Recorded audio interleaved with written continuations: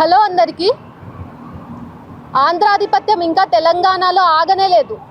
ఏదైతే రాజ్యాంగం అనే గ్రౌండ్స్ మీద వాళ్ళు కేసు పెట్టిరో, దేశద్రోహం కేసు పెట్టిరో, నేను ఈరోజు కూటమి ప్రభుత్వాన్ని అడగదలుచుకున్నా. ఏ రాజ్యాంగం గురించి అయితే మీరు మాట్లాడుతున్నారో, మీరు అక్రమంగా కేసులు పెడుతున్నారో, ఆ రాజ్యాంగం ప్రకారం మీరు ముందు ఆంధ్రాలో పాలన సాగిస్తున్నారా? ఏ రాజ్యాంగం చెప్పిందని మీరు అక్రమంగా చొరబడి ఇంట్లోకి దొంగల్లాగా ఇక్కడ ఉన్నటువంటి ప్రొఫెషనలిస్టులైన జర్నలిస్టులను ఎత్తుకోబోతున్నారు? ప్రశ్నించడం తప్పవుతుందా? ఈరోజు బరాబర్ ప్రశ్నిస్తాం. మేము భారతదేశంలో ఉన్నాం, ఇక్కడ ప్రజాస్వామ్యం ఉంది, ఇక్కడ రాజ్యాంగము ఇంకా ఎగ్జిస్టెన్స్లోనే ఉంది.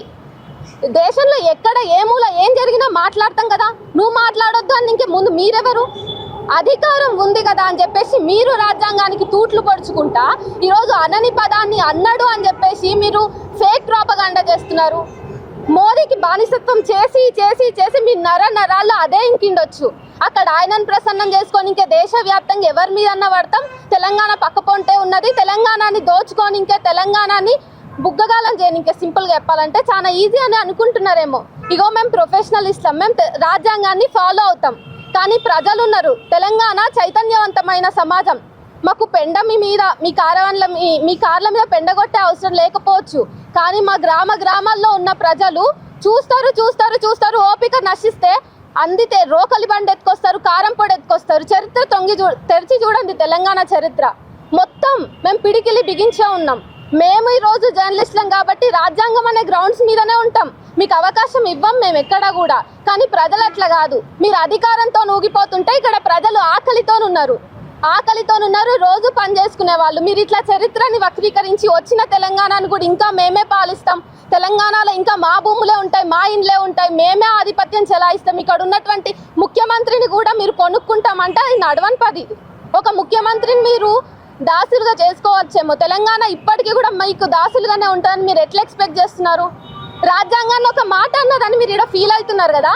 నిజం చెప్పండి, ఆంధ్రప్రదేశ్లో రాజ్యాంగం ఎక్కడ అమలవుతుంది? ఆంధ్రప్రదేశ్ వ్యాప్తంగా హక్కులు కాలరాయబడుతున్నాయి. దళితుల, మైనారిటీల, క్రైస్తవుల హక్కులు కాలరాయబడుతున్నాయి. ఇంకా చాలా సమస్యలు ఉన్నాయి. ఉండనికే ఇండ్లు లేవు. వరదలు వచ్చి పోయినప్పుడు వాళ్ళని చూసుకునే నాథుడు లేదు. మీరు ఆ ప్రామిస్లు ఈ ప్రామిస్లు చేసి అక్కడ ప్రజల్లో చిచ్చులు పెడుతున్నారు. ఈరోజు ఆంధ్రప్రదేశ్ స్థానికులతో నేను మాట్లాడుతూ ఒక విషయం వినిపిస్తుంది. అయితే జగన్ పార్టీని లేదా బాబు పార్టీని ఎత్తుకోవాల్సి వస్తుంది. ఇక పవన్ పార్టీని ఎత్తుకున్న వాళ్ళు అందరూ మైనర్లే, 18 years ప్లస్ ఎవరు లేరు అక్కడ. కానీ ఏదో ఒక పార్టీని ఎవరు వకాల్తా పుచ్చుకొని ఉండే దీన స్థితి ఈరోజు ఆంధ్రప్రదేశ్ ప్రజలు అనుభవిస్తున్నారు.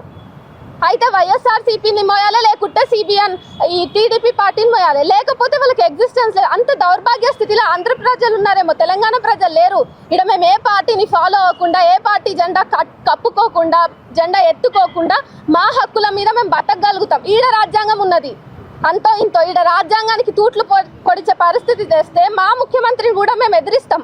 మా ముఖ్యమంత్రిని కూడా రోడ్డు మీదకి తెచ్చి కాన్బైరీలు ఇస్తారు ప్రజలు.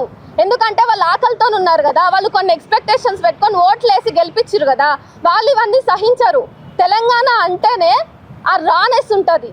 ఆ రా అండ్ రస్టిక్గా మేము రియాక్ట్ అవుతాం. కానీ ఇక్కడ ఏం చేయని ప్రొఫెషనలిస్ట్లను పట్టుకొని అబద్ధం వీడియో చూసి ఓపిక లేదు వీళ్ళకి. బొబ్బిలి నుంచి వచ్చిర్రు కారు వేసుకొని, మరి వీడియో చూస్తే అయిపోతుంది కదా. ఒక 10 సెకండ్ల పంచాయతీ అది. 10 సెకండ్ల వీడియో చూసిన తర్వాత అరే అననే లేడు, ఇది ఫేక్ ఎఫ్ఐఆర్ రాసినాం మనమే అని చెప్పేసి మీకు వస్తుంది కదా. రిటర్న్ మేము మీ మీద కేసులు పెట్టాలా అబద్ధంగా అంటుండ్రని? రాజ్యాంగం కోసం అని మాట్లాడుతున్నారు. రాజ్యాంగబద్ధంగా మీరు ముందరికి పోనీకే రాదా? అంటే ఒక లీగాలిటీ ఉంటుంది. లీగల్ ప్రకారంగా మీరు ముందరికి వెళ్ళాలనే కామన్ సెన్స్ లేదా మీకు? చంద్రబాబు నాయుడు ఏది చెప్తే అది ఫాలో అవడమే. కూటమి ప్రభుత్వం ఏది చెప్తే అదే రాజ్యాంగం మీకు. నిజానికి అక్కడ రాజ్యాంగం లేదు. ఎక్కడ ఆంధ్రప్రదేశ్ రాష్ట్ర వ్యాప్తంగా అడుగున పల్లెల నుంచి, పేటల నుంచి, చిన్న చిన్న గ్రామాల నుంచి ఇళ్లల్లో కూడా ఈరోజు టీడీపీ ప్రభుత్వం అరాచకాన్ని చూపిస్తుంది, కులబలుపు చూపిస్తుంది, అహంకారం చూపిస్తుంది. మీ సొంత ప్రజల మీద ముందు మీరు దృష్టి పెట్టండి. మీ రాష్ట్రాన్ని బాగుపరుచుకున్న తర్వాత అప్పుడు ఈడొచ్చి చూపియండి. మీరు ఏమన్నా అంటే ఇటుక పేర్చి నేను హైదరాబాద్ కట్టినా అంటారు. నిజాం చేసిండు. చరిత్ర చెప్తుంది. ప్రతి గోడ మీద తెలంగాణ చరిత్ర ఉంటుంది, తెలంగాణ అమరవీరుల రక్తం ఉంటుంది. మేము ఆ అమరవీరుల సాక్షిగానే ఇప్పుడు చెప్తున్నాం. రాజ్యాంగాన్ని అడ్డు పెట్టుకొని మీరు ఏదైనా చేస్తే చెల్లుబాటు అవుతుంది అనుకుంటే మీ అంత అజ్ఞానులు మూర్ఖులు ఎవరు ఉండరు. ఎందుకంటే మేము ఇదే రాజ్యాంగం గ్రౌండ్ మీద నిలబడి మాట్లాడుతున్నాం, ఇదే రాజ్యాంగబద్ధంగా మాట్లాడుతున్నాం. మేము కూడా అబద్ధాలు చెప్పాలి, మీలాగా మేము కూడా ఫేక్ కేసులు పెట్టాలి అనే దగ్గరికి మేము దిగజారము. మేము నిజాయితీగానే ఉంటాం, మేము ప్రొఫెషనల్గానే బిహేవ్ చేస్తాం. మీరు ఒక నాయకుల్లాగా పనిచేయండి, గూండాల్లాగానో లేకపోతే రౌడీల్లాగానో ఉండకుండా మీరు ఏదైతే రాజ్యాంగం మీద ప్రమాణం చేసి అధికారంలోకి వచ్చిరో దాన్ని బట్టే పాలించండి. జై తెలంగాణ.